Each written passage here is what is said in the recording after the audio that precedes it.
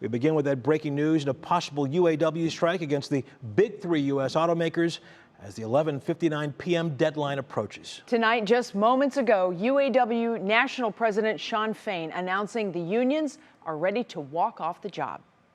Tonight, for the first time in our history, we will strike all three of the big three at once. We are using a new strategy, the stand-up strike. We will call on select facilities, locals, or units to stand up and go on strike. But at this hour, talks continue, so there is still time to negotiate a deal. But we now know where workers would walk off the job first if there is a strike, and one spot is here in Ohio. Our Neil Fisher joined us now live at the GM plant in Parma with these new details. Neil, good evening.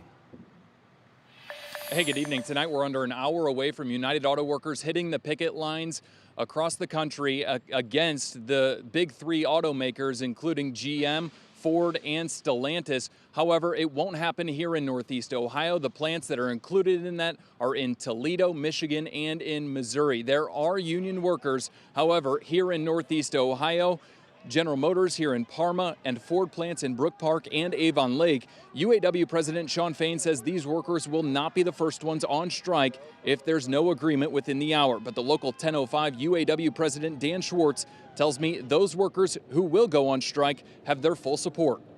Our heart breaks for them, although we could be with them doing the same thing here at any time. So, we're still aggravated. We're still but we're still pissed off. We want an agreement. We want a fair agreement. We're fighting for social and economic justice, and we want an agreement that's fair.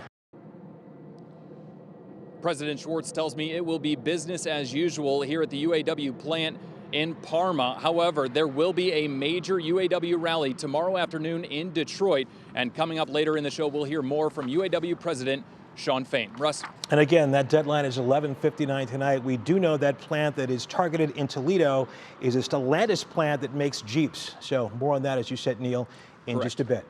Thank you very much.